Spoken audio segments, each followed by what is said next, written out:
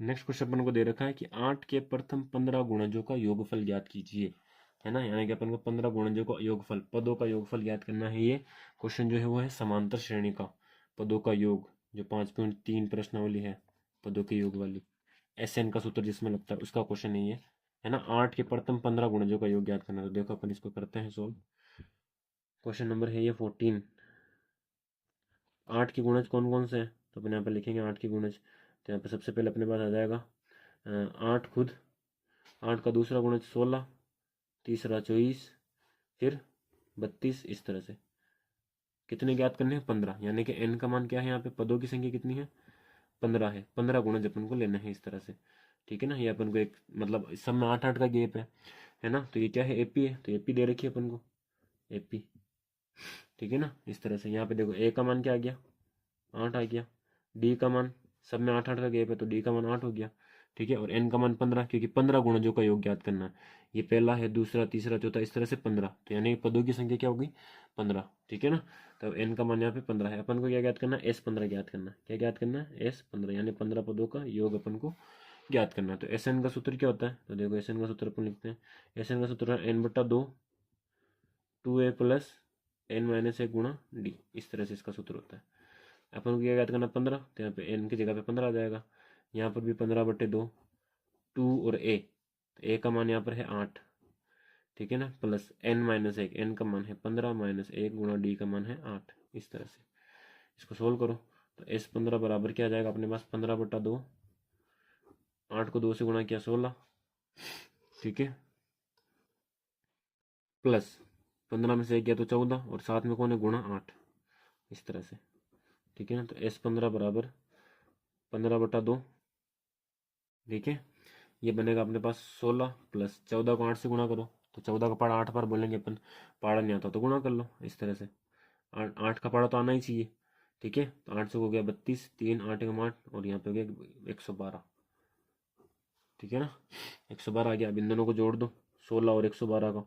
तो S15 बराबर 15/2, 16 और 112, 2 और 6 कितने हो गए, 8, 1 और 1 2 और 1 128। अब ये 15/2 से 128 क्या हो रहा है, गुणा हो रहा है, तो 2 के पारे से 128 कट जाएगा वापस, ठीक है ना। तो 6 बार और 4 बार 64 बार।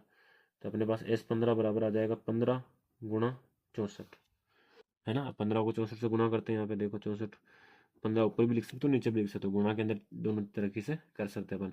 5 का पड़ा 4 बार तो 20, 2 गया हासिल में, 5 का पड़ा 6 बार तो 30 और 2 32, इस तरह से फिर गुणा लगाएंगे तो 1 का पड़ा 4 बार 4, 1 का पड़ा 6 बार 6, 0 4 और 2 6, 6 और 3 9, 960, ठीक है ना। तो S15 बराबर क्या आ गया अपने पास, 960, इस तरह से।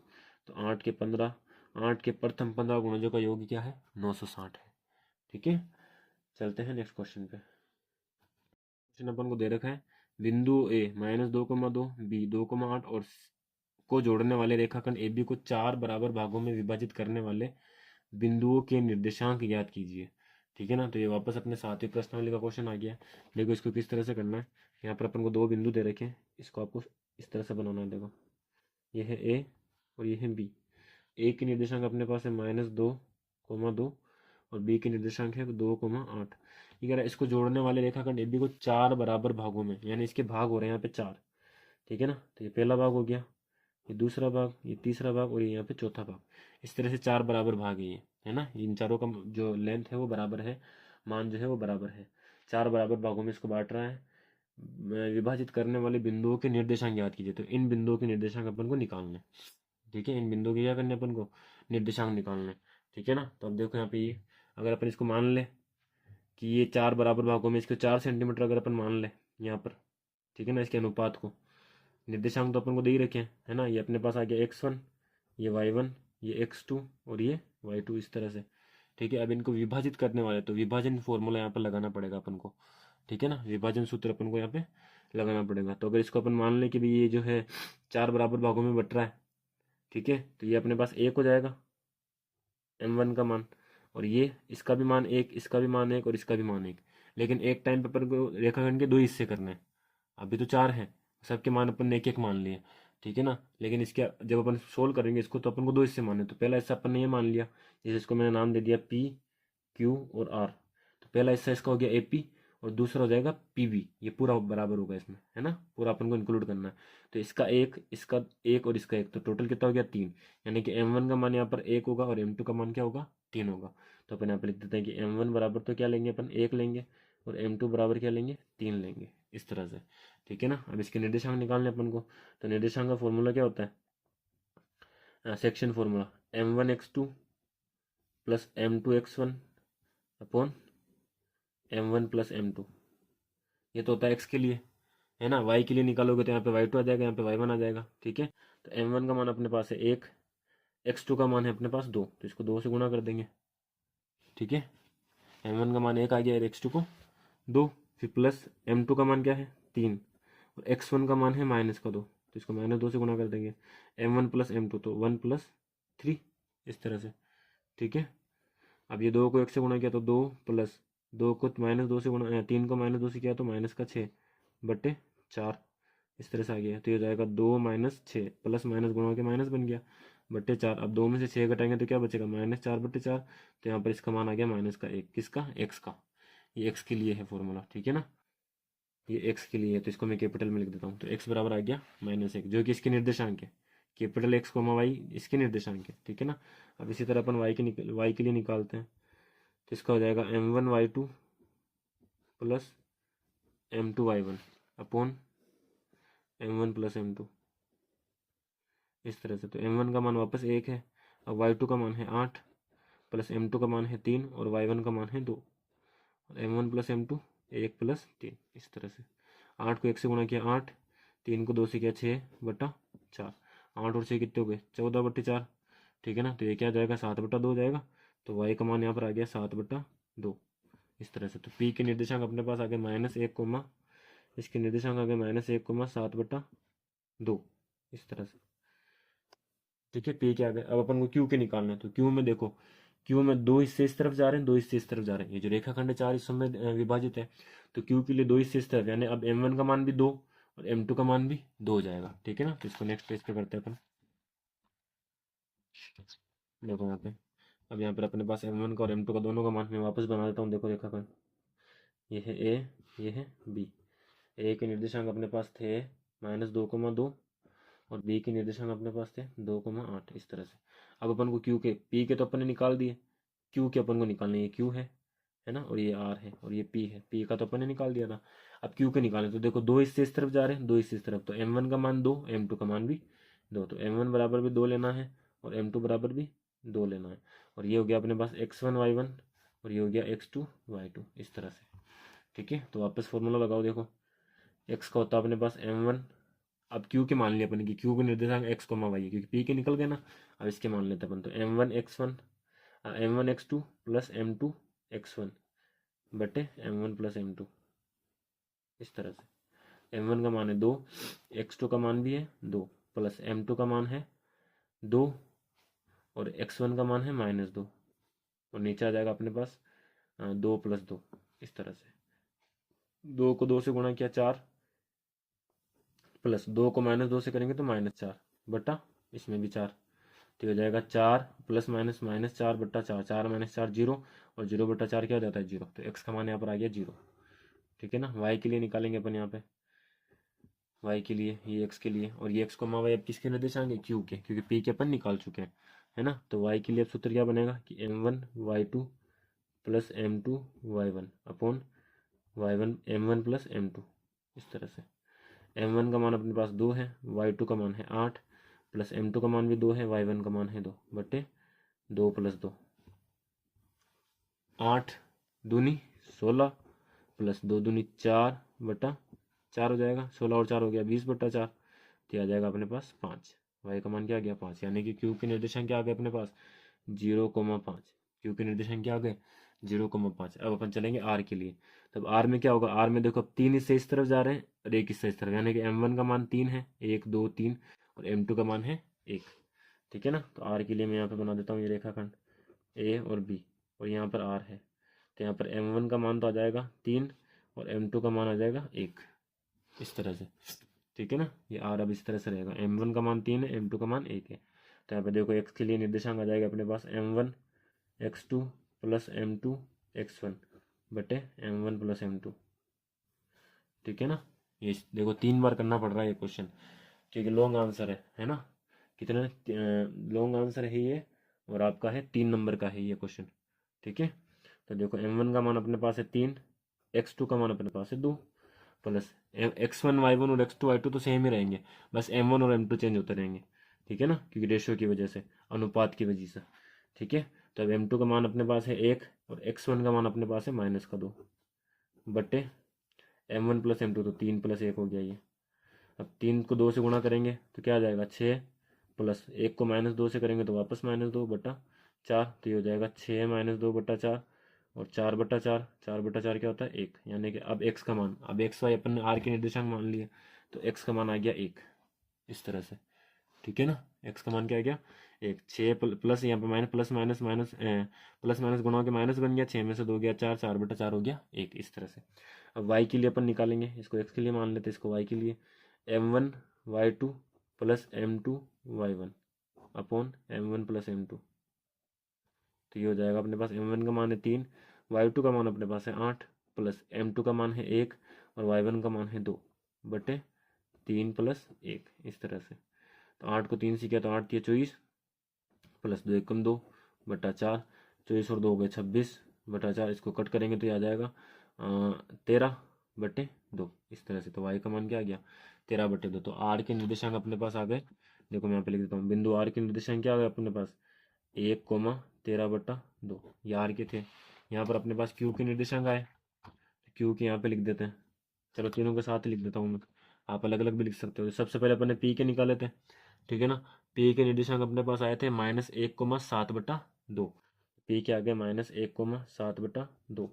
फिर अपन ने q के निकाले थे, q के अपने पास आए हैं 0,5, इस तरह से। और लास्ट में अपन ने r के निकाले हैं, तो r के अपने पास आए हैं 1,13/2, इस तरह से। ठीक है, तो ये क्वेश्चन हो गया। अब चलते हैं अपन नेक्स्ट क्वेश्चन पे। हम आते हैं नेक्स्ट क्वेश्चन पे। अपन को दे रखा है कि एक बिंदु ए से जो एक वृत्त के केंद्र से 5 सेंटीमीटर दूरी पर है, वृत्त पर स्पर्श रेखा की लंबाई 4 सेंटीमीटर है, तो वृत्त की त्रिज्या ज्ञात कीजिए। तो देखो आओ अपन वृत्त बनाते हैं। यहाँ पे क्वेश्चन नंबर है 16, वृत्त बना लेते हैं एक। ये अपन ने एक वृत्त बना लिया, ये इसका केंद्र है ओ, है ना। यहाँ पर अपन ने मान लिया बिंदु है ए, तो ये जो बिंदु ए है ये वृत्त के केंद्र से कितना दूर है, वृत्त के केंद्र से 5 सेंटीमीटर दूर है, ये 5 सेंटीमीटर यहाँ से लेकर यहाँ तक। ठीक है ना, अब एक स्पर्श रेखा बनाते हैं। देखो स्पर्श रेखा कुछ इस तरह से बनेगी, ये जो वृत्त को टच करके यहाँ पे इस बिंदु पर जा रही है ये। ठीक है ना, इस बिंदु को मैंने नाम दे दिया बी, स्पर्श बिंदु जो है वो बी है। ठीक है, तो स्पर्श रेखा की लंबाई जो है वो 4 सेंटीमीटर है, 4 सेंटीमीटर। और ये इसको अपन यहाँ से मिला दिया बी को ओ से। ठीक है ना, तो ये ओ क्या है, वृत्त का केंद्र है, और बी क्या है, वृत्त का बिंदु है, जो कि स्पर्श बिंदु होता है। तो वृत्त के केंद्र को वृत्त के बिंदु से मिलाने वाली रेखा त्रिज्या होती है वृत्त की। तो ये जो ओ बी है या बी ओ है, ये वृत्त की त्रिज्या है, और ये अपन को ज्ञात करना। ठीक है ना, तो देखो इसके अंदर सबसे पहले अपन ने ये चैप्टर है स्पर्श रेखा वाला, है ना, इसी के अंदर एक प्रमेय होती है कि वृत्त की जो त्रिज्या होती है वो वृत्त की स्पर्श रेखा पर लंब होती है। क्या होती है, लंब, मतलब कि यहाँ पे जो है वो 90 डिग्री का कोण बनता है। अब ये क्यों बनवाया मैंने, तो देखो यहाँ पे त्रिभुज बन रहा है, त्रिभुज ए बी ओ, इसमें 90 डिग्री का कोण, मतलब ये समकोण त्रिभुज है, और समकोण त्रिभुज में 90 डिग्री के सामने वाली जो भुजा होती है वो लंब होती है, कर्ण होती है। 90 डिग्री के सामने वाली भुजा क्या होती है, कर्ण होती है। ठीक है ना, और 90 डिग्री जिस भुजा पे बनता है वो लंब होता है, यानी कि थीटा के सामने वाली भुजा। अगर थीटा यहाँ ले रहे हो तो ये लंब है, थीटा यहाँ ले रहे हो तो ये वाला लंब है। तो अभी आप तो कुछ थीटा नहीं दे रखा, तो आप इसको लंब मान सकते हो। ठीक है ना, तो अपन ने ये लंब मान लिया, तो ये आधार मान लेंगे। और आप क्या हो कि नहीं इसको आधार मानेंगे, तो आप इसको आधार मान लो, इसको लंब मान लेंगे। तो अपन को लंब ज्ञात करना रहेगा फिर, और अगर इसको आधार मान लो तो आधार ज्ञात करना रहेगा। तो सीधी सीधी कौन सी यहाँ पर लगेगी, पाइथागोरस थ्योरम लगेगी यहाँ पे। ठीक है ना, तो अपन यहाँ पे लिखेंगे कि सबसे पहले अपन को जो दे रखा है वो लिख देना आप, कि वृत्त के केंद्र से ए ओ बराबर क्या है अपने पास 5 सेंटीमीटर। ठीक है ना, और ए बी क्या है 4 सेंटीमीटर, इस तरह से। बी ओ बी अपन को ज्ञात करना है ना, ओ बी या फिर बी ओ, ये अपन को ज्ञात करना। ठीक है, ये हो गया। अब अपन क्या लिखेंगे, त्रिभुज ए बी ओ में क्या कर रहे हैं अपन, पाइथागोरस प्रमेय लगा रहे हैं, पाइथागोरस प्रमेय से पाइथागोरस थ्योरम लगा रहे हैं अपन। ठीक है ना, ये क्या होती है, ये होती है कर्ण का स्क्वायर बराबर लंब का स्क्वायर प्लस आधार का स्क्वायर। इस तरह से ये होती है आपके पाइथागोरस प्रमेय। अब इस त्रिभुज में देखो, इस त्रिभुज में कर्ण कौन है, तो मैंने आपको बताया 90 डिग्री के सामने वाली भुजा क्या होती है, कर्ण होती है। तो त्रिभुज में कर्ण जो है वो ए ओ है, ए ओ, तो ए ओ का स्क्वायर बराबर लंब, इसको अपन लंब मान लेते हैं, ए बी का स्क्वायर प्लस आधार, आधार क्या है बी ओ, बी ओ का स्क्वायर, इस तरह से है ना। ए ओ का मान अपन को दे रखा 5, तो 5 का स्क्वायर बराबर ए बी का मान है 4, तो 4 का स्क्वायर, बी ओ अपन को ज्ञात करना है, तो बी ओ का स्क्वायर ऐसे कैसे रहेगा, 5 का वर्ग या 5 का स्क्वायर क्या होता है 25, 4 का हो गया 16 प्लस बी ओ का स्क्वायर, तो ये हो जाएगा 25 माइनस 16 बराबर बी ओ स्क्वायर, और 25 में से 16 गए कितने बचेंगे, 9 बचेंगे, बराबर बी ओ का स्क्वायर। अब इधर से स्क्वायर हटेगा तो इधर क्या लगेगा, इधर से वर्ग हटा दिया तो इधर वर्गमूल, स्क्वायर हटा तो स्क्वायर रूट लग गया बी ओ, तो बी ओ का मान क्या आ जाएगा अपने पास, और 9 का वर्गमूल क्या होता है 3 होता है, यानी 9 किसका वर्ग है 3 का, तो बी ओ अपने पास आ गया 3 सेंटीमीटर, क्या आ गया 3 सेंटीमीटर, यानी वृत्त की त्रिज्या क्या है 3 सेंटीमीटर है। ठीक है, तो अपन यहाँ पे लिख देंगे आता है वृत्त की त्रिज्या बराबर 3 सेंटीमीटर, इस तरह से ये हो गया क्वेश्चन। चलते हैं नेक्स्ट क्वेश्चन पे। नेक्स्ट क्वेश्चन अपन को दे रखा है, नीचे दिया हुआ बंटन एक कक्षा के 30 विद्यार्थियों का भार दर्शा रहा है, विद्यार्थियों का माध्यक भार ज्ञात कीजिए। इसमें भी अपन को माध्य ज्ञात करना है, जैसे भी अपन ने क्वेश्चन नंबर 12 किया था, ठीक है ना, उसी तरह से इसमें अपन को माध्य ज्ञात करना है। इसमें देखो यहाँ पे एन का मान दे रखा है कि 30 विद्यार्थी हैं, एन का मान यहाँ पर अपन को दे रखा है, अपन को माध्य ज्ञात करना है। तो देखो किस तरह से करेंगे, सबसे पहले तो अपन ये जो सारणी है वो बनाते हैं यहाँ पे पेपर पे। देखो भार दे रखा था मुझे, भार, इसको भार भी बोलते हैं या फिर सीआई भी बोलते हैं अपन, है ना, क्लास इंटरवल वर्ग अंतराल बोलते हैं। ये अपन को दे रखा है 40 से 50, यहाँ पर अपन भार लिखेंगे, फिर यहाँ पर है विद्यार्थियों की संख्या, तो यहाँ पर विद्यार्थियों की संख्या, और ये क्या होती है अपने पास एफ होती है, और एफ के बाद यहाँ पे संचयी बारंबारता, संचयी बारंबारता जिसको अपन सी एफ बोलते हैं, तो ये एफ आ जाएगा, ये सी एफ आ जाएगा। तो देखो वर्ग अंतराल लिखते हैं अपन 40 से 45, फिर है 45 से 50, फिर है 50 से 55, 45 से 50, 50 से 55, 55 से 60, 60 से 65, इस तरह से अपन को ये सारणी अपन को दे रखे हैं भार, और फिर विद्यार्थियों की संख्या अपन को ये सब क्वेश्चन में दे रखी है, दोनों चीजें क्वेश्चन में दे रखी होती है। ठीक है ना, माध्य के लिए, माध्य के अंदर 3 कॉलम वाली सारणी सॉल्यूशन में बनती है, अपन सॉल्यूशन करें तो यहाँ पे 3 कॉलम बनेंगे। तीसरा कॉलम कौन सा आएगा, संचय बारंबारता का, जिसको अपन सी एफ बोलते हैं। ठीक है ना, अब ये कैसे निकलेगा, देखो 2 को एज इट इज लिखना है, यहाँ पे एज इट इज लिख दिया। ठीक है, इसके अलावा देखो यहाँ पे एन का मान भी आपको दे रखा है कि कितने विद्यार्थी, 30 विद्यार्थी, तो एन का मान आ गया 30, है ना। अब देखना जो संचय बारंबारता में लास्ट प्रेक्षण आएगा, लास्ट की जो बारंबारता होगी वो भी 30 आएगी।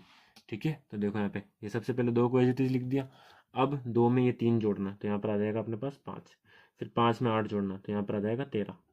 ठीक है ना, फिर 13 में 6 जोड़ेंगे तो यहाँ पे आ जाएगा 19, फिर 19 में 6 जोड़ेंगे तो यहाँ पे आ जाएगा 25, फिर 25 में 3 जोड़ेंगे तो 28, और 28 में 2 जोड़ा तो 30, इस तरह से। तो देखो एन का मान यहाँ पर भी 30 और यहाँ पर भी 30, यानी कि संचय बारंबारता का जो लास्ट वाला प्रेक्षण होता है वो और एन का मान ये दोनों बराबर होता है माध्यक के लिए। ठीक है, इस तरह से। तो अभी आप देखो एन का मान अपने पास 30 आ गया, तो अपन यहाँ पे निकालेंगे एन बट्टा 2, एन बट्टा 2 क्या होता है 30 बट्टा 2 यानी कि 15, ये 15 है। ठीक है ना, 15 आया एन बटा 2 का मान, और ये 15 जो है स्पेशल नंबर है क्योंकि इसी से क्वेश्चन सोल्व होगा। क्यों, देखो मैं यहाँ पे माध्यक का सूत्र लिखता हूँ, माध्यक, तो माध्यक बराबर होता है अपने पास एल प्लस एन बटा 2 minus c f upon f गुणा एच, इस तरह से सूत्र होता है। तो एन बटा 2 का मान तो है अपने पास 15, बाकी एल सी एफ एफ और एच इसका मान कैसे आएगा, तो वो 15 की हेल्प से आएगा। कैसे, कि जो एन बटा 2 है 15, वो आपको देखना है संचय बारंबारता के अंदर, है ना। संचय बारंबारता में 15 से जस्ट बड़ा नंबर कौन सा है, 15 से जस्ट बड़ा, तो देखो ये 13 तो इससे छोटा है, 19 जो है वो 15 से जस्ट बड़ा है। इस 19 पर आपको जो है बॉक्स बना देना है, जिसको अपन बोलते हैं माध्यक वर्ग, क्या बोलते हैं, माध्यक वर्ग। इस बॉक्स से आपसे आपके पास सारी वैल्यू आ जाएगी, एल एच सारी।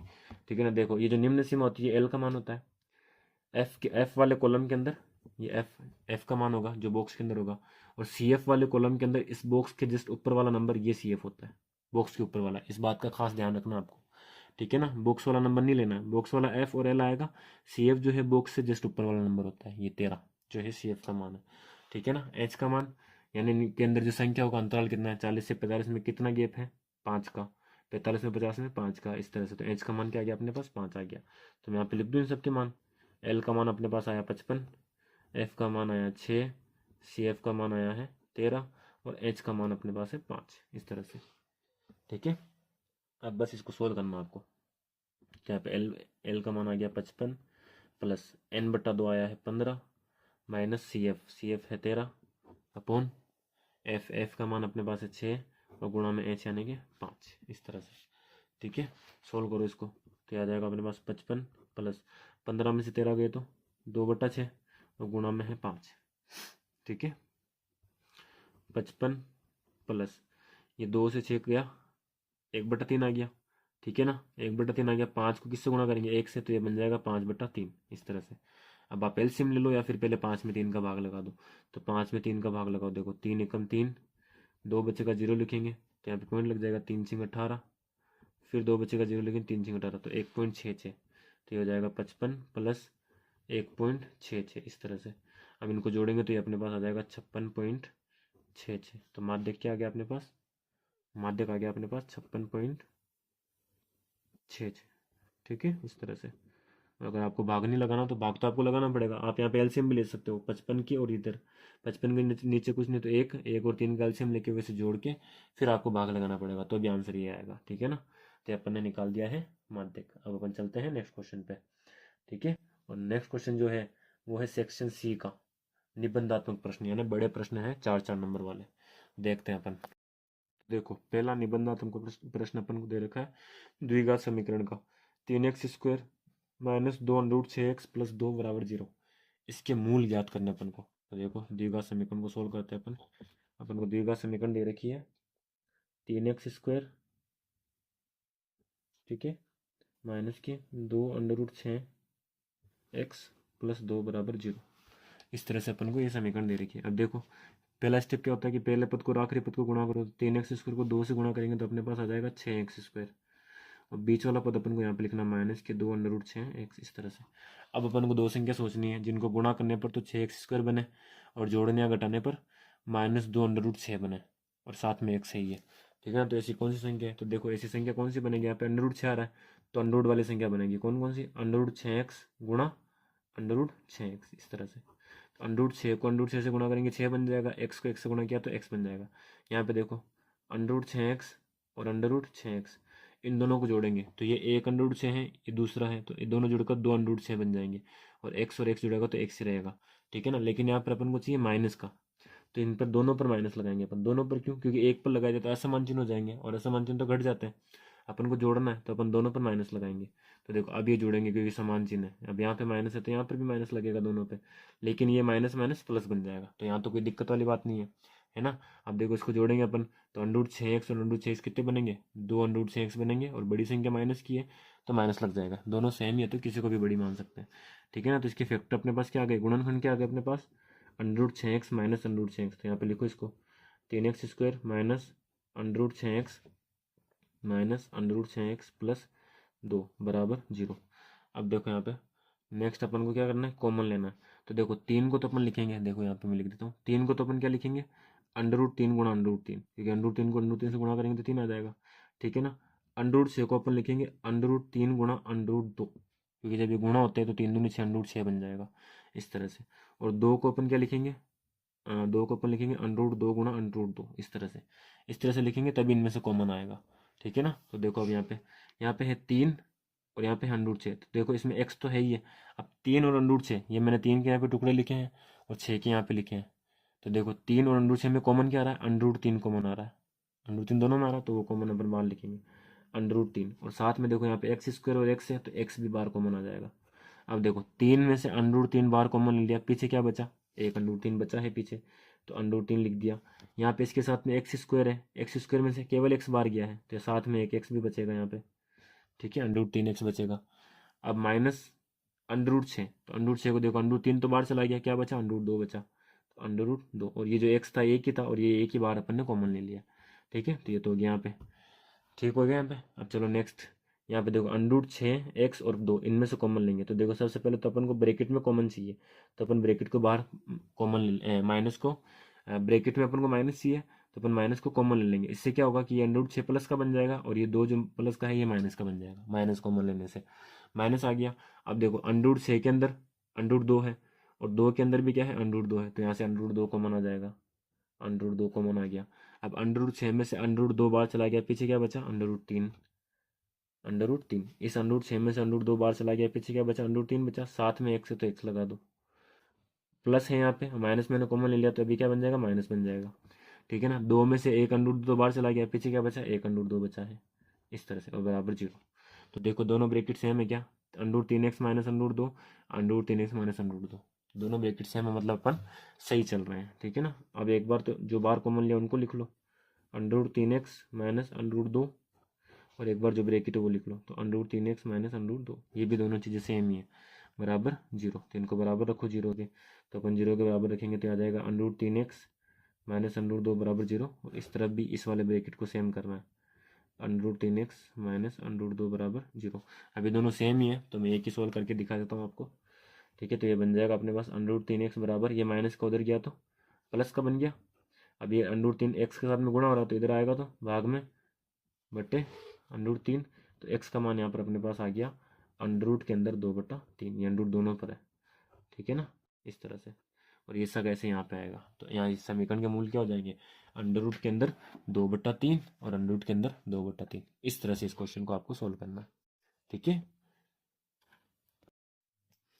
अब हम देखेंगे द्विघात समीकरण वाला क्वेश्चन अपन ने कर लिया है। इसके अथवा में अपन को एक और क्वेश्चन दे रखा है, ये भी मैं आपको सोल्व करके दिखा देता हूँ।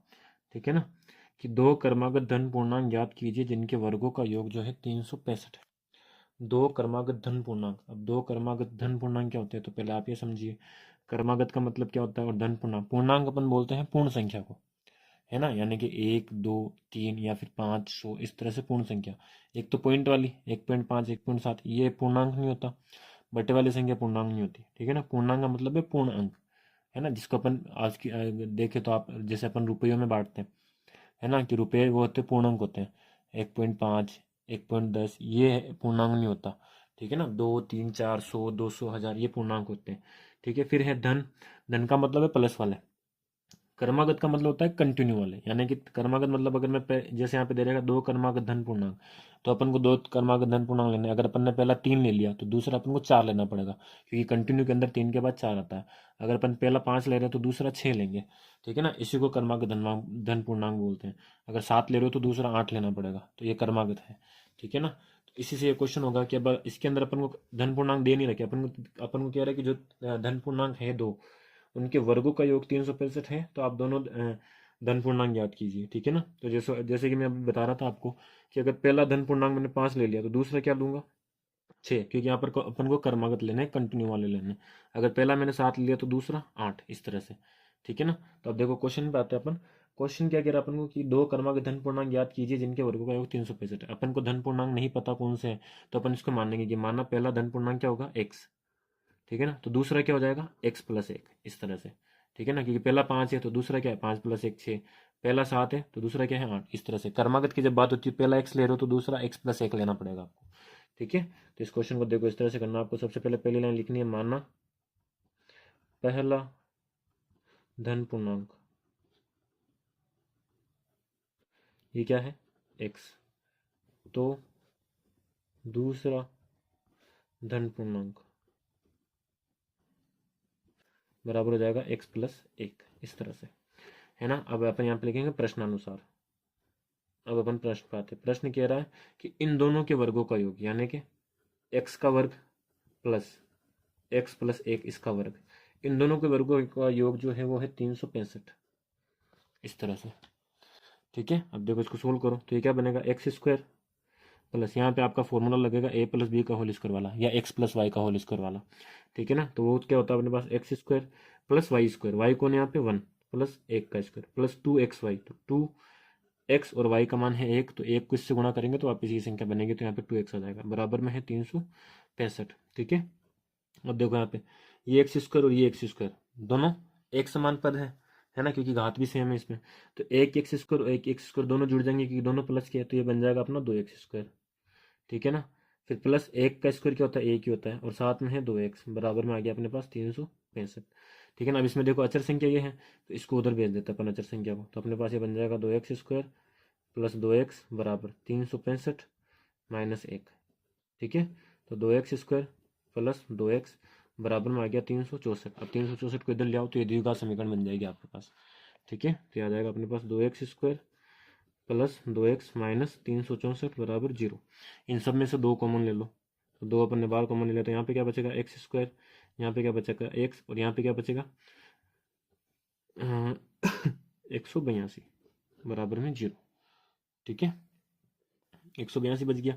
अब ये 2 यहाँ पे इस पूरे ब्रैकेट से गुणा हो रहा है, उसको उधर भेज देंगे तो भाग में चला जाएगा, 0 के भाग में 0/2 बनेगा, और 0/2 0 ही होता है। तो अपने पास फाइनल समीकरण क्या बनी, x² प्लस x माइनस 182 बराबर 0, इस तरह से।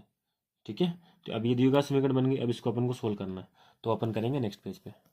तो देखो अपने पास द्विघात समीकरण बन गई, x² प्लस x माइनस 182 बराबर 0। अब इसको अपन सोल्व करेंगे।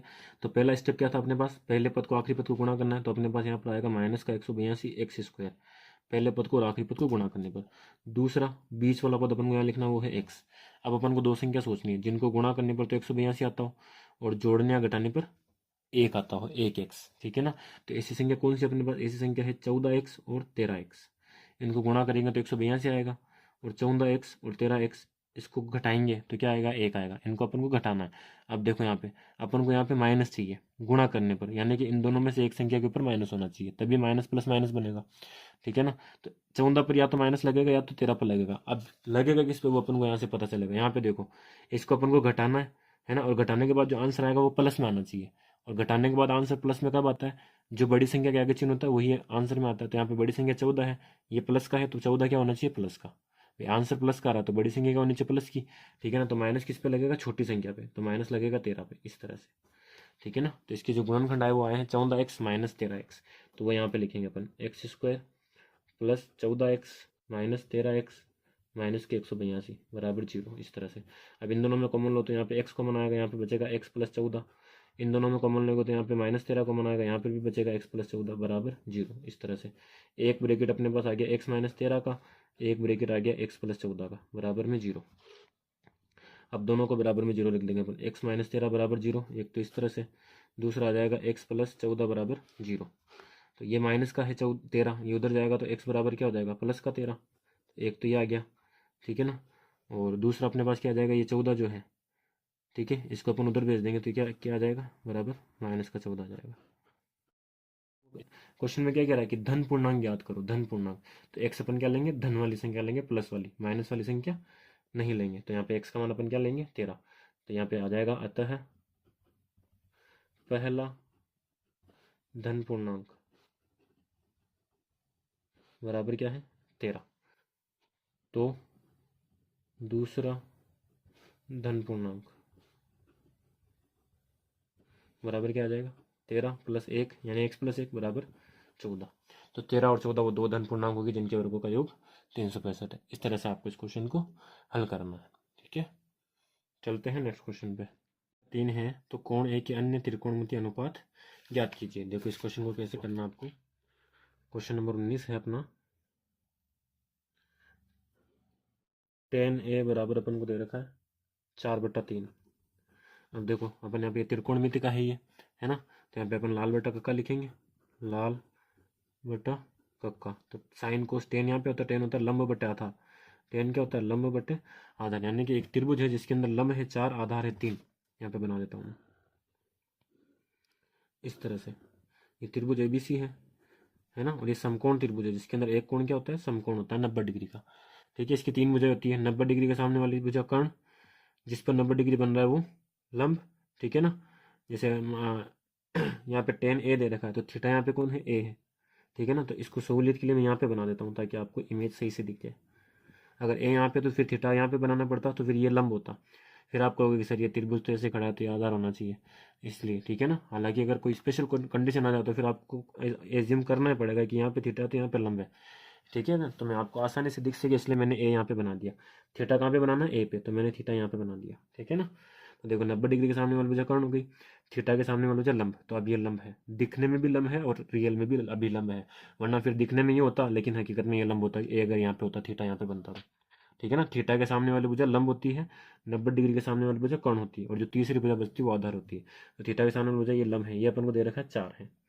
ठीक है ना, और 90 डिग्री सामने वाली भुजा ये कर्ण है, ये अपन को नहीं दे रखा। ये तीसरी भुजा आधार, आधार अपन को 3 दे रखा है।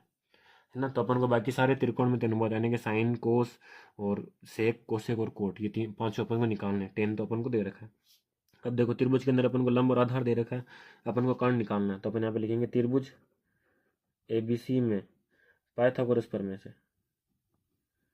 पाइथागोरस प्रमेय से, पाइथागोरस प्रमेय क्या कहती है, कर्ण का स्क्वायर बराबर लंब का स्क्वायर प्लस आधार का स्क्वायर। अब देखो इस त्रिभुज में कर्ण कौन है, कर्ण है AC, तो AC का स्क्वायर बराबर लंब कौन है BC, तो BC का स्क्वायर प्लस आधार कौन है BA या फिर AB, AB का स्क्वायर, ठीक है ना। तो AC का स्क्वायर बराबर BC कौन है अपने पास, BC का मान है 4, तो 4 का स्क्वायर, AB का मान है 3, तो 3 का स्क्वायर।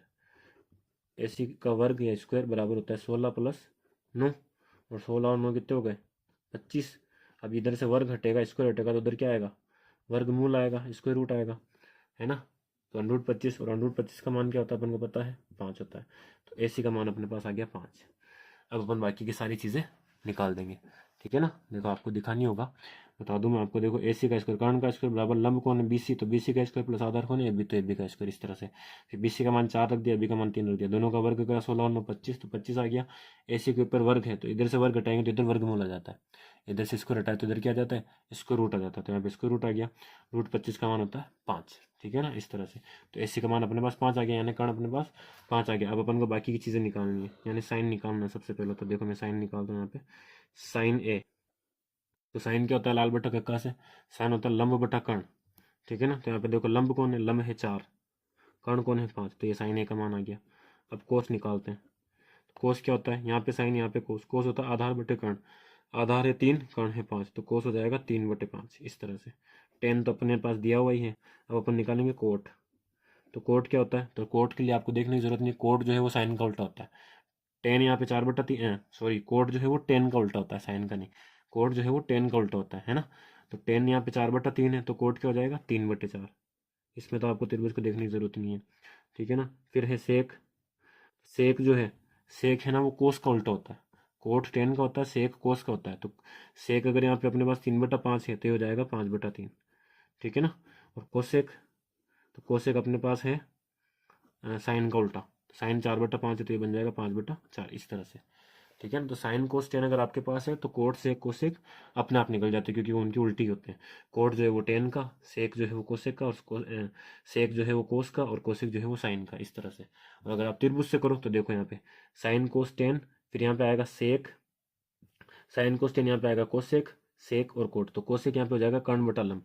अब कर्ण कौन है 5, लंब कौन है 4, तो देखो यहाँ पे अपने पास आ जाएगा 5/4, ये कोसेक आ गया 5/4। फिर यहाँ पे अपना आता है सेक, सेक होता है कर्ण बटे आधार, तो कर्ण बटे आधार मतलब कि 5/3, तो सेक आ गया 5/3।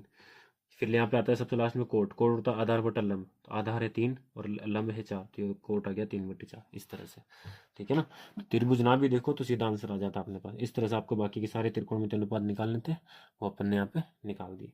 अब चलते हैं नेक्स्ट क्वेश्चन पे। अब आते हैं अपन इसी के अथवा वाले क्वेश्चन पे। अपन को दे रखा है यदि कोण बी और कोण क्यू ऐसे न्यून कोण हो जिससे कि साइन बी और बराबर हो साइन क्यू के, तो सिद्ध कीजिए कि कोण बी बराबर है कोण क्यू के। तो देखो इस तरह इसको कैसे करना अपन को क्वेश्चन को। ये अपना है क्वेश्चन नंबर 19, वापस से उसी का अथवा वाला क्वेश्चन। इसमें अपन को दे रखा है देखो साइन बी बराबर है साइन क्यू, साइन बी ये बराबर है साइन क्यू के, है ना। तो इसमें देखो एक त्रिभुज अलग बनेगा, दूसरा त्रिभुज अलग बनेगा, इस तरह से। मैं यहाँ पे दो त्रिभुज बना देता हूँ। एक त्रिभुज में बी कोण आएगा, तो जैसे ABC, ठीक है ना ये। और दूसरा त्रिभुज में PQR लेंगे अपन, PQ और R, इस तरह से। तो अब अपन को दे रखा साइन बी बट्टे साइन क्यू। तो देखो सबसे पहले लाल बटा कक्का से साइन होता क्या है, साइन होता है लंब बटा कर्ण, यहाँ पे होता है साइन सबसे पहले लंब बटा कर्ण। तो इस त्रिभुज में लंब बटा कर्ण आएगा, ठीक है ना। तो इसमें लंब कौन है AB, कर्ण कौन है AC, तो AB/AC ये अपने पास बराबर में आएगा। इस त्रिभुज में जाओ क्यू में, साइन क्यू, इसमें लंब बटा कर्ण लगेगा, तो इसमें लंब कौन है PQ, कर्ण कौन है PR, इस तरह से, ठीक है ना। अब अपन इसको मान लेंगे, क्या मानेंगे कि जो AB/AC है, AB बटा, इसको एक काम करो आप पहले यहाँ पे वज्र गुणा कर दो, ये जो PQ है इसको इधर भेज दो, तो ये AB/PQ बराबर हो जाएगा AC/PR। ऐसा क्यों किया, क्योंकि AB देखो इस त्रिभुज का लंब है AB, इस त्रिभुज का लंब है PQ, तो इसका लंब और इसका लंब दोनों का अनुपात 1 हो जाएगा। फिर इसका कर्ण इसका कर्ण इसका अनुपात 1 हो जाएगा, इस तरह से। अब यहाँ पे लिख लो मान, तो माना आ जाएगा, माना ए बी बटा पी क्यू बराबर ए सी बटा पी आर। इसको अपन मान लेंगे कोई नियतांक है के, इसके बराबर, ठीक है ना। ठीक, अब देखो इसको मान लिया अपन ने, तो इसको साइड में अपन रफ में सोल्व करेंगे अलग अलग। जैसे सबसे पहले लेंगे अपन ए बी बटा पी क्यू, ये के बराबर है, ठीक है ना। तो यहाँ से ए बी का मान क्या निकलेगा, यहाँ से ए बी का मान निकलेगा आपका के पी क्यू।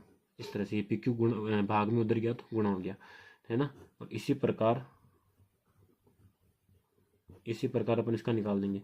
ए सी बटा p r is equals to k है, तो यहाँ से ए सी का मान क्या आ जाएगा, ए सी का मान आ जाएगा के पी आर, इस तरह से। तो ये दो मान आपको याद रखना है, ए बी का और ए सी का, इस तरह से, ठीक है ना। अब अपन लिखेंगे यहाँ पे त्रिभुज ए बी सी में पाइथागोरस प्रमेय से, पाइथागोरस प्रमेय से, ठीक है ना। अब एबीसी में पाइथागोरस प्रमेय लगाएंगे अपन, क्या होती है, कर्ण स्क्वायर बराबर लंब स्क्वायर प्लस आधार स्क्वायर। तो पाइथागोरस प्रमेय में इसमें अपने पास आ जाएगा, कर्ण का मान है यहाँ पे ए सी का स्क्वायर बराबर लंब होता है ए बी का स्क्वायर प्लस आधार बी सी का स्क्वायर, ठीक है ना। तो देखो ए सी और ए बी तो अपने पास है, ए सी और ए बी तो यहाँ पे है, अपन निकालेंगे यहाँ से बी सी का मान।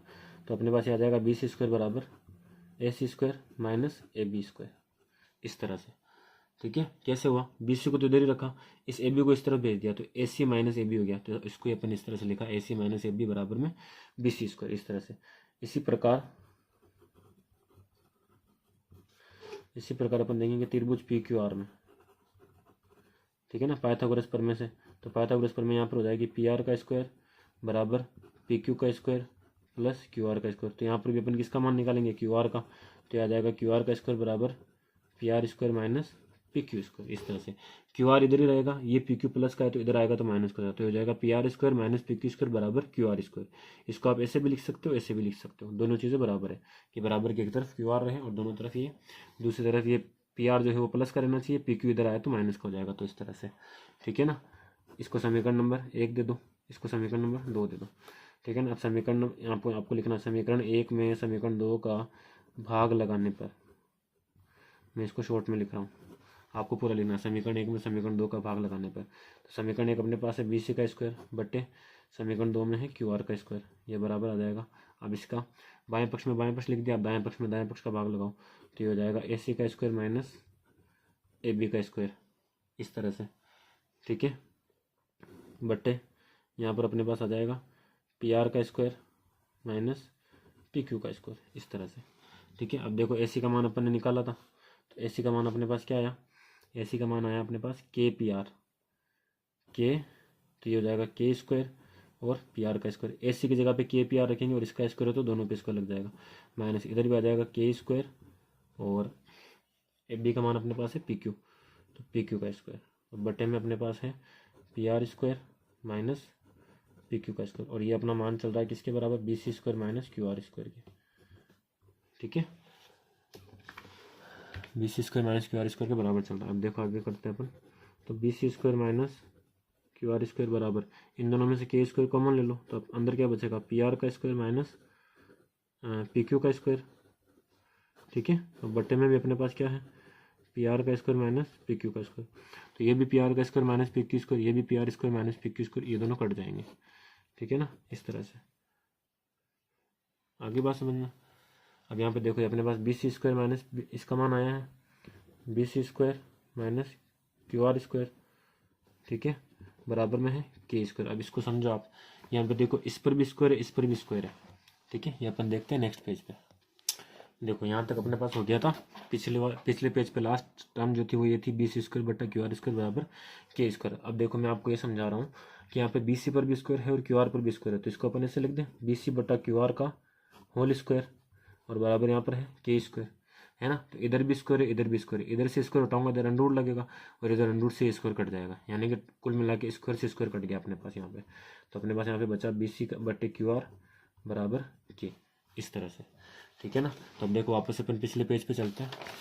ये देखो यहाँ पर अपने पास क्या आया था, ये ए बी बटा पी क्यू बराबर ए सी बटा पी आर, ये बराबर किसके था, के, है ना। और इधर के बराबर क्या आया है, बी सी बटा क्यू आर। तो यहाँ पर अपन के की जगह पे क्या रखेंगे, बी सी बटा क्यू आर रखेंगे, इसमें के की जगह पे क्या रखेंगे, बी सी बटा क्यू आर, ठीक है। तो मैं इसको नाम देता हूँ, जैसे मैंने इसको नाम दे दिया समीकरण नंबर, ये मान लो आप कुछ भी मान लो, ए मान लो, समीकरण ए, है ना। तो मैं यहाँ पे लिखूंगा समीकरण ए में के का मान रखने पर, समीकरण ए से, समीकरण ए से क्या आया था अपने पास, समीकरण ए में अपने पास था ए बी बटा पी क्यू, ए बी बटा पी क्यू, ये बराबर था अपने पास ए सी बटा पी आर, ए सी बटा पी आर, और यहाँ पे था के, तो के की जगह अपन क्या रखेंगे, बी सी बटा क्यू आर। ठीक है ना, ये अपने पास समीकरण बनी है इस तरह से।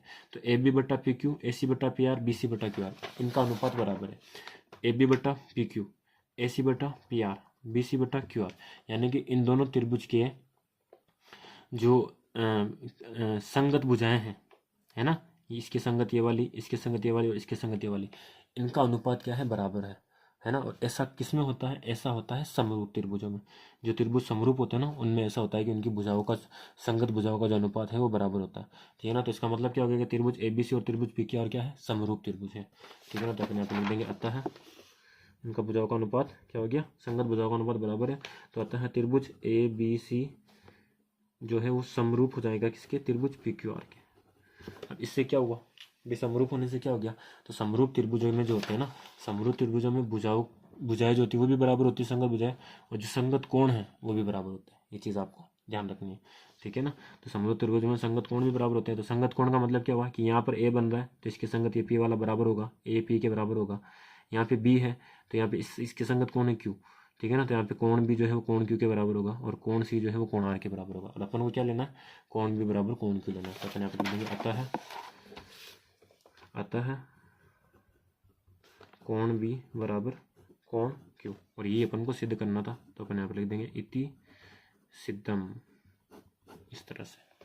ठीक है, उम्मीद आपको समझ में आया हो। ये अगर समझ में आया तो वीडियो को लाइक करना ना भूलें, चैनल को सब्सक्राइब करना ना भूलें, और आगे शेयर करना ना भूलें। ठीक है ना, चलते हैं अपन नेक्स्ट क्वेश्चन पे। अब आते हैं अपन देखो लास्ट क्वेश्चन पे। हमें दे रखा है, एक सारणी दे रखी है। ठीक है ना, 20 परिवारों का सर्वेक्षण किया गया है, इसका अपन को बहुलक ज्ञात करना है। तो बहुलक के लिए आपको जैसी सारणी दे रखी है वैसी की वैसी बनानी है। ठीक है ना, इस तरह से देखो मैं आपको बना देता हूँ। यहाँ पे बहुलक के लिए यहाँ पे अपन को दे रखा है परिवार माप, परिवार माप, है ना। ये दे रखा अपन को 1 से 3, 3 से 5, 5 से 7, 7 से 9 और 9 से 11। और यहाँ पर दे रखी परिवारों की संख्या, परिवारों की संख्या वो है यहाँ पे अपने पास 7, 8, फिर है 2, 2 और 1, इस तरह से। तो जैसे अपन को क्वेश्चन में दे रखी है वैसी वैसी सारणी अपन यहाँ पे बना ली। अब देखो बहुलक में क्या करना, बहुलक में आपको कोई सारणी एक्स्ट्रा नहीं बनानी है ना। माध्यम है और माध्यक में बनाते हैं अपन, इसमें नहीं बनानी। इसमें आपको क्या देखना है, यहाँ पे जो परिवारों की संख्या दे रखी है ना, आवर्ती जो दे रखी है अपन को, उसमें अपन को देखना है कि सबसे बड़ा नंबर कौन सा है। तो यहाँ पे देखो सबसे बड़ा नंबर कौन है, 8। तो यहाँ पर आपको इसको बहुलक वर्ग बना देना, यानी बॉक्स बना देना। ठीक है ना, इससे क्या होगा, इससे अपने पास जो सूत्र है बहुलक का वो सारे मान निकलेंगे। देखो सूत्र क्या होता है, सूत्र में यहाँ पे लिख देता हूँ। देखो बहुलक का सूत्र जो होता है वो होता है बहुलक बराबर L plus F1 minus F0 upon 2F1 minus F0 minus F2 गुणा में H। इस तरह से इसका सूत्र होता है। ठीक है ना, अब इसमें अपन को देखो L का मान चाहिए, F1 का मान चाहिए, F0 का मान चाहिए, F2 का मान चाहिए और H का मान चाहिए। तो इस बहुलक वर्ग में अपन को सबके मान मिलेंगे। बहुलक वर्ग में जो सबसे छोटा निम्न सीमा है 3, है ना, ये जो निम्न सीमा है ये L का मान होता है। और बहुलक वर्ग के अंदर जो ये एफ आई के अंदर, इसको अपन शॉर्ट में FI बोलते हैं। ठीक है ना, जो FI अपन को दे रखी है बारंबारता जिसको अपन बोलते हैं, इसके अंदर जब बहुलक वर्ग के अंदर जो मान आ रहा है वो F1 का मान होता है, और F1 से ऊपर वाला F0 से, और F1 के नीचे F2, ये सारे मान हो गए। ठीक है, लास्ट में कौन बचा, H होता है। इनमें अंतराल कितने का है, गैप कितने का है, 1 से 3 में कितना गैप है ना, तो 2 का गैप है। अगर नहीं समझ में आ रहा तो इस 3 में से 1 को घटा दो 2, 5 में से 3 को घटाओ 2, 7 में से 5 को घटाओ 2, तो इनमें 2 का अंतराल है, तो H का मान क्या हो गया, 2 हो गया।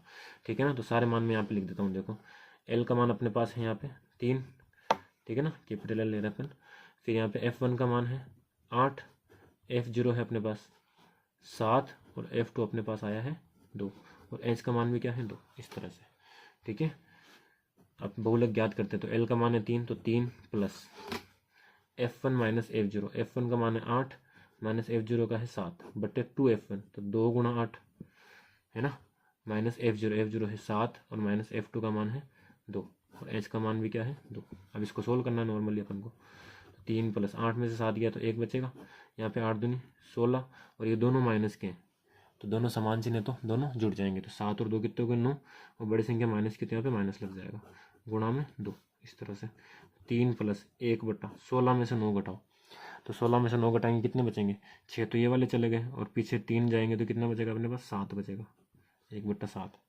ठीक है ना, 16 में से 9 गए तो कितने बचेंगे 7 बचेंगे और गुणा में यहाँ पे कौन है 2। अब ये 2 किससे गुणा होगा, इस 2 के नीचे कुछ नहीं तो 1 लगा दो तो ये भी 2/1 बन गया। अंश अंश से हर से गुणा होता है तो 2 किससे गुणा होगा 1 से, तो हो जाएगा 3 + 2/7 है ना। अब आपको इनको जोड़ना है तो जोड़ोगे तो आपको लसअप लेना पड़ेगा, तो आप लसअप लेके ऐसे कर लो, फिर आपको 7 का भाग लगाना पड़ेगा और आपको लसअप नहीं लेना है तो सीधा 2 के अंदर 7 का भाग लगाओ।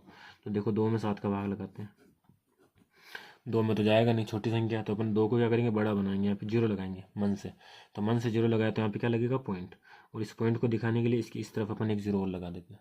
ठीक है ना।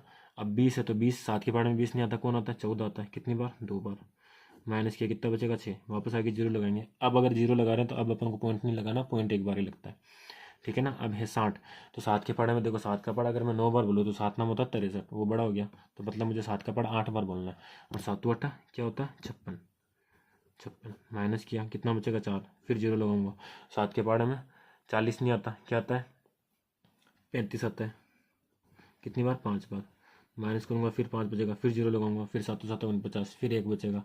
ठीक है ना। तो ये आगे तक चलता जाएगा, पॉइंट के बाद अपने पास 3 संख्या की बोथ है तो यहाँ पे लिख लो इसको 3 + 0.285 इस तरह से। अब 0.285 में 3 को जोड़ना है, किसको जोड़ना है 3 को, तो देखो 3 के अंदर पॉइंट नहीं है, पॉइंट वाली संख्याओं को जोड़ने के लिए पॉइंट के नीचे पॉइंट को अरेंज करना पड़ता है ना, जोड़ने और घटाने के लिए, सिर्फ गुणा और भाग करने के लिए नहीं करना पड़ता। जोड़ते या घटाते हैं ना तो पॉइंट के नीचे पॉइंट आना चाहिए, तो पॉइंट के नीचे पॉइंट आएगा। तो अब यहाँ पर तो पॉइंट अपन को दिख रहा है, 3 में पॉइंट नहीं है तो जिस संख्या में आपको पॉइंट ना दिखे उसके सबसे लास्ट में पॉइंट होता है इस तरफ, 3 में पॉइंट नहीं है तो उसकी इस तरफ पॉइंट लगा दो और इस तरफ आप जितने चाहे उतनी 0 लगा सकते हो। ठीक है ना। तो ये पॉइंट आ गया, अब इसके नीचे पॉइंट लगाओ इस वाली संख्या का, ये पॉइंट लगा दिया तो इसकी मैं पॉइंट के राइट हैंड साइड में, यानी राइट हैंड साइड में सीधे हाथ की तरफ है यहाँ पे 2 8 5, उल्टा हाथ की तरफ कौन है 0, इसको अपन को जोड़ना है तो जोड़ेंगे तो यहाँ पे वापस 2 8 5 आ जाएगा और पॉइंट यहाँ पे क्या आ जाएगा 3, यानी इन दोनों को जोड़ेंगे तो अपने पास क्या आएगा फाइनल आंसर 3.285 बहुलक। तो इस क्वेश्चन का बहुलक अपने पास आया 3.285, ये आपका फाइनल उत्तर है। ठीक है। लास्ट क्वेश्चन का अथवा वाला क्वेश्चन देखते हैं अपन। देखो अपन को दे रखा है 35 नगरों की साक्षरता दर दे रखी है, इसका अपन को माध्य ज्ञात करना है। ठीक है ना। और माध्य ज्ञात करने की 3 विधियां होती है, प्रत्यक्ष विधि, ठीक है, कल्पित माध्य विधि और पग विचलन विधि। इन तीनों में से अपन कोई सी भी यूज कर सकते हैं, क्योंकि यहाँ पर क्वेश्चन में दे नहीं रखा है कि कौन सी विधि लगानी है, तो आप तीनों में से कोई सी भी विधि जो आपको अच्छी लगे वो लगा सकते हैं। यहाँ पर मैं प्रत्यक्ष विधि लगा रहा हूँ क्योंकि उसमें काम बहुत जल्दी और आसान तरीके से हो जाता है।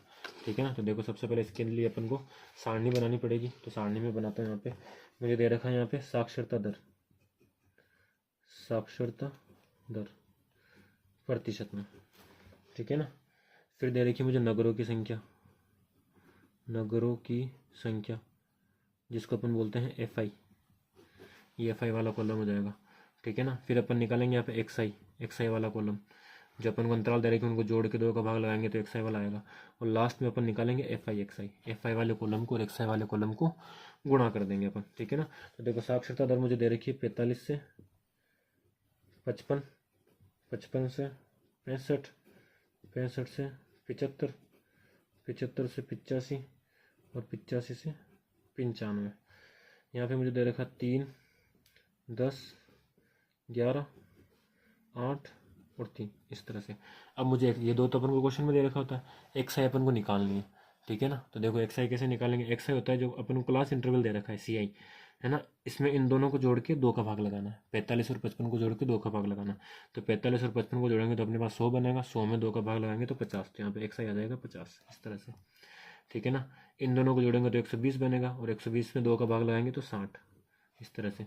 इन दोनों को जोड़ेंगे तो 140 बनेगा, 140 में 2 का भाग लगाएंगे तो कितना आएगा 70। ठीक है ना। इन दोनों को जोड़ेंगे तो 160 बनेगा, 160 में 2 का भाग लगाएंगे तो अपने पास आ जाएगा 80। और लास्ट में इन दोनों को जोड़ेंगे तो अपने पास बचेगा 180 और 180 में 2 का भाग लगाएंगे तो अपने पास आ जाएगा 90। इस तरह से तो एक्स आई का मान इस तरह से आपको निकालना है। अब एफ आई एक्स आई निकालना है तो एफ आई एक्स आई क्या करना है, एफ आई को एक्स आई से गुणा करना है, यानी इसको इससे गुणा करना है। तो 3 को 50 से गुणा करेंगे तो क्या आ जाएगा, 150 आ जाएगा। ठीक है, फिर 10 को 60 से गुणा करेंगे तो 600 आ जाएगा। फिर 11 को 70 से करेंगे तो 770 आ जाएगा। ठीक है ना, 8 को 80 से करेंगे तो 640 आ जाएगा अपने पास। ठीक है, और 9 को इसको 90 को 3 से करेंगे तो अपने पास आ जाएगा 270। इस तरह से, तो इस तरह से आपको कैलकुलेशन करनी है। सब में पीछे पीछे जीरो है ना, तो इतने फास्ट फास्ट कैसे हो रही है कैलकुलेशन। मैं इस जीरो को नहीं काउंट कर रहा, 5 को 3 से गुणा किया, 5 3 15, पीछे जीरो लगा दिया। ठीक है ना, 6 को 1 से गुणा किया, अब यहाँ पर भी जीरो यहाँ पर भी जीरो, तो 2 जीरो लगा दिए पीछे। 7 को 11 से किया 77, पीछे जीरो लगा दिया। 8 को 8 से किया 64, पीछे जीरो लगा दिया। 9 को 3 से किया 27, पीछे जीरो लगा दिया। इस तरह से आपको कैलकुलेशन स्पीड बढ़ानी है। ऐसे क्वेश्चन में सिर्फ कैलकुलेशन ही आती। अब अपन को देखो प्रत्यक्ष विधि के अंदर, प्रत्यक्ष विधि, इसमें जो माध्य का फॉर्मूला होता है, माध्य जिसको अपन एक्स बार लिखते हैं, इसका जो सूत्र होता है वो होता है सिग्मा एफ आई एक्स आई बटा सिग्मा एफ आई। इस तरह से ये फॉर्मूला होता है। और सिग्मा एफ आई एक्स आई क्या है, ये जो एफ आई एक्स आई निकाली अपन ने, F I X I, sigma लगा, सिग्मा मतलब इन सब को जोड़ना है, सिग्मा मतलब सबका प्लस। ठीक है ना, वो सिग्मा एफ आई एक्स आई बनेगा। फिर है सिग्मा एफ आई, यानी एफ आई वाला जो कॉलम है, इनमें सबका जो योग करने पर, सबको जोड़ने पर जाएगा वो सिग्मा एफ आई होगा। ठीक है ना, तो देखो इसको अपन जोड़ते हैं, तो इन सबको अपन जोड़ेंगे तो अपने पास आ जाएगा यहाँ पे 2430 sigma F I X I की वैल्यू आ जाएगी। यहाँ पे लिख देता हूँ मैं, सिग्मा एफ आई एक्स आई बराबर 2430। इस तरह से। और इधर मुझे सिग्मा एफ आई की वैल्यू निकालनी है, तो सिग्मा एफ आई इन सबको जोड़ लेंगे अपन, तो अपने पास आएगा 35। इस तरह से।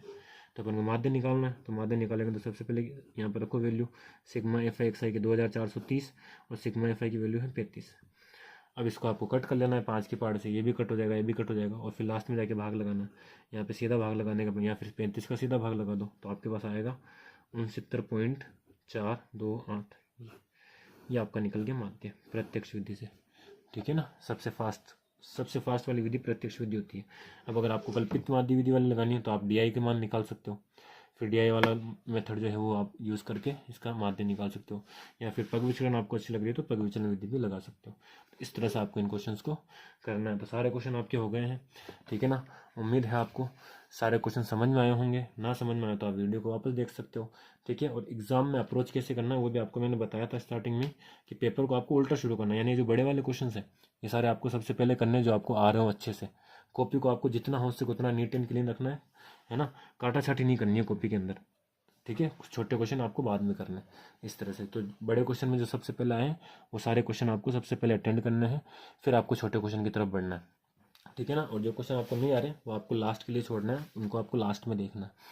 ठीक है, तो उम्मीद है आपको वीडियो पसंद आया हो, है ना। वीडियो को लाइक करना, शेयर करना है और चैनल को सब्सक्राइब करना ना भूलें।